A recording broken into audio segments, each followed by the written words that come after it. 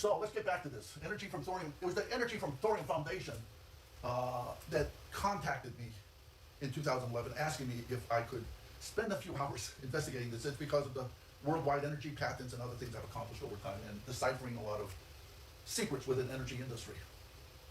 So let's look at this Wikipedia again.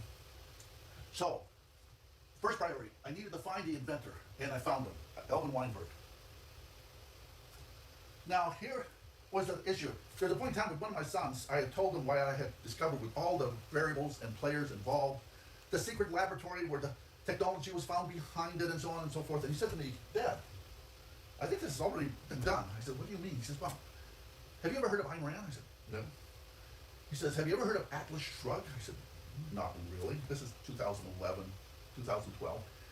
He says, well, her book, a lot of things you're describing, she's already said in her book. I said, really? Well, first thing I do is read her book. And then I started to notice some things. And again, this is what turned me on to Ayn Rand, because here's the inventor, Alvin Weinberg. She wrote Atlas Shrugged, and now she's writing this book between 1946, April 1st, 1946, and it was completed and published October 1957. Over this 11-year period, a lot of the critical things that I'm investigating were going on. So, anyway, so here's our inventor. Well, in Ayn Rand's book, she has an inventor who's the main individual in the book. Now, she gives no years in the book. You don't know what year it is or whatever. So, with respect to this gentleman called John Galt, he's essentially like year zero. All the individuals that revolve around him will either be +9 if they're 9 years older, -2 if they're 2 years younger. They're placed like that. So Ayn Rand's starting to work on a book around the time Alvin is working on the thorium technology. Here's Alvin's nemesis that we saw earlier, Chester Holyfield, the haberdasher with a 6th grade education. He's the one that's going to eventually fire Alvin. And yet, if we look over here, Ayn Rand, and he's 12 years older. Chester Holyfield's 12 years older than Alvin. Well, in Ayn Rand's book, Atlas Shrugged, the inventor's antagonist to John Galt is Mr. Thompson. And lo and behold, he happens to be 12 years older than the hero and the inventor. Okay? Interesting. Now, I mentioned the guy who headed the Atomic Energy Commission. He runs the atomic industry, Glenn Seaborg. He's 3 years older than Alvin Weinberg. Ayn Rand's book. There is a hero, well, excuse me, not really a hero.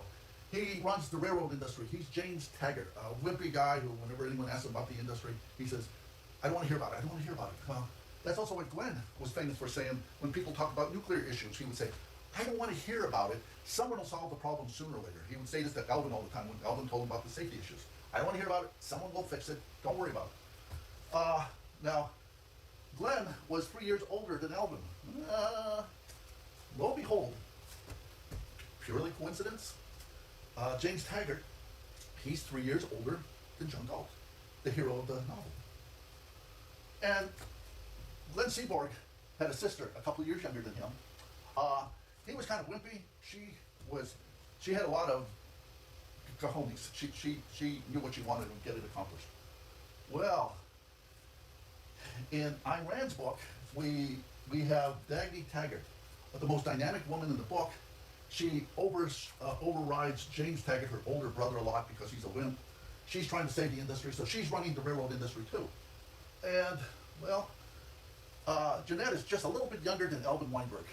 If we look at the character in Ayn Rand's book, Dagny Taggart, she's a little younger than John Galt. She, over her lifetime, she lived to 89. She had 4 husbands. So she had her way, it appears. And if we look at Dagny Taggart, she had many lovers. So, again, all my research, and I keep running into these odd coincidences that are happening at the same time I'm investigating all this stuff. So, thorium, Weinberg, Kennedy.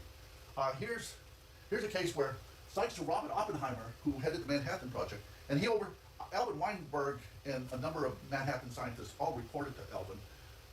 He was good friends with Senator Kennedy. Kennedy actually wanted to give him up for a Lifetime Achievement Award when he was president, and would have, except having been assassinated.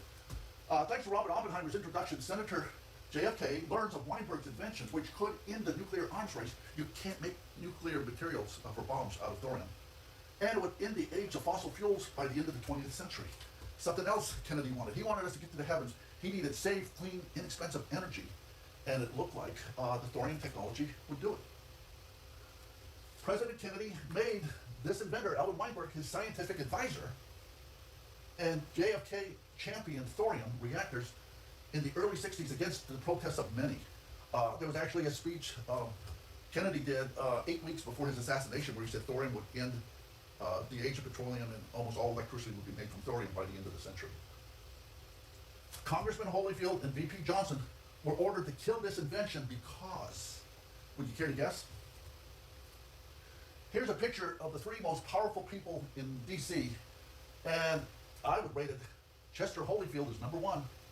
People don't know the power he had. He was essentially the head man of Washington, D.C. He controlled the purse. He controlled the nuclear. He was chairman of a lot of departments that could investigate and destroy people. Kennedy was actually number two, and Johnson was number three in the way of power.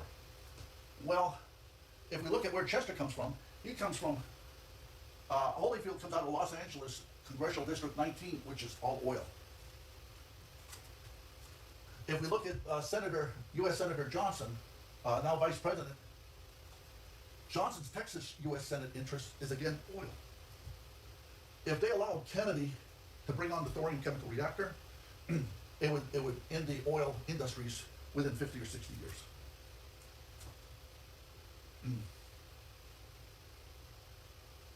Just 8 days after President Kennedy's burial, Lyndon Baines Johnson calls Chester Holyfield. This is again showing you where the power is. 8 days